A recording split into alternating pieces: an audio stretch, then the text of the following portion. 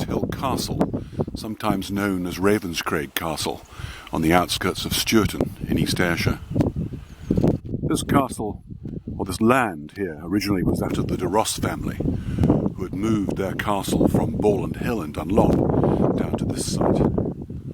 Later it became the property of the Cunninghames, and finally the Cunninghames, through intermarriage, became the Montgomery-Cunninghames family, and they moved their place of abode down to Doura, which was a small, rather insignificant estate just outside the lands of the Eglinton estate, down by Kilwinning, Irvine.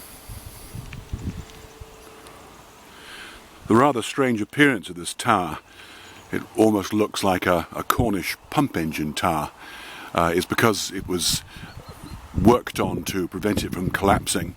So much of the stone at the edge there is there to support it rather than being part of the original structure.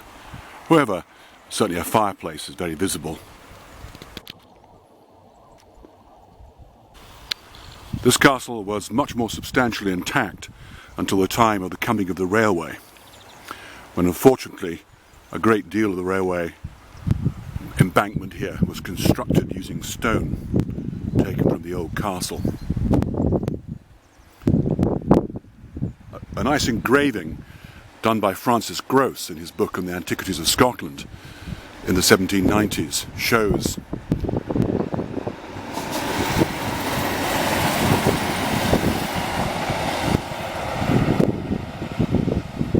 Francis Grose's book shows a substantial building at this site. There's been a great deal of confusion about the names here. It seems that the name Ravenscraig is little more than a corruption of ruined craig, meaning basically a ruin, ruined rocks, and that this is the old Corsehill Castle.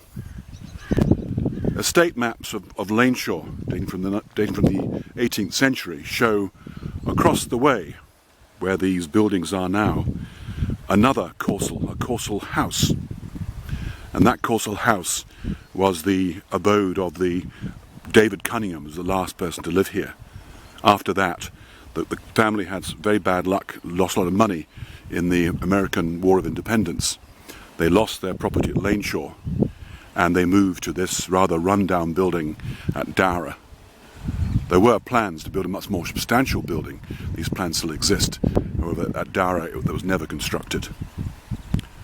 James Boswell's niece, Annie Cunninghame, lived at Doura, and he makes comments about how poor the building was.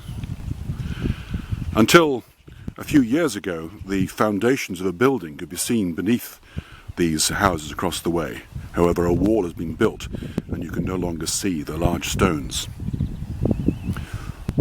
A bridge used to exist in the Cunninghame Watt Park, dating from the times of Corsehill House, and unfortunately that was also being demolished.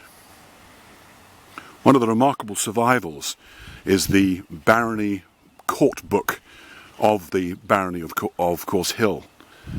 That court book has been published, and that gives details of the meetings that took place of the barony court within old Corsehill Castle, then later in Corsehill House, and then finally down at Doura.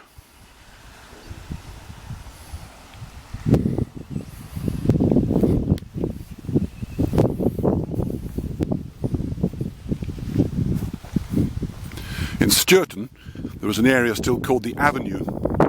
It seems at one point the intention was to build an avenue of trees, a vista running all the way from the centre of Stewarton right the way up to Corsehill House. That seems to have never actually happened, partly because the small estate of Cockleby lay in between. Again, the Ayrshire estate maps show an incomplete avenue blocked by these lands of Cockleby. These ashlar stones here on this side are very clearly of a much later date than the original castle.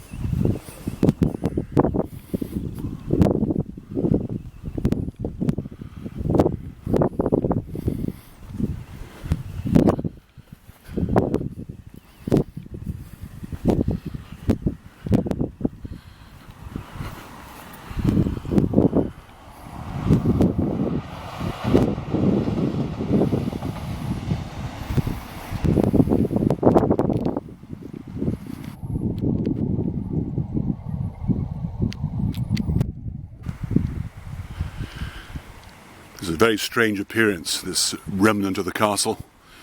However, it does appear in a painting within a book called the Ayrshire Idylls, showing the landscape around Stewarton.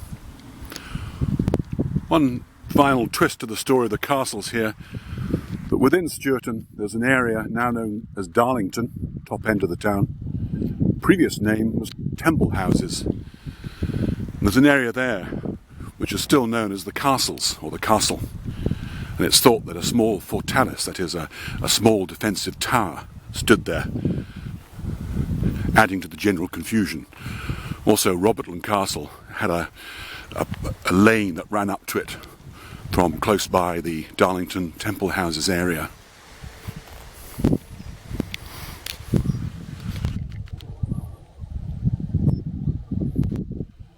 Is one of the more unusual houses in the Stewarton area. Strange small tower on top of its roof.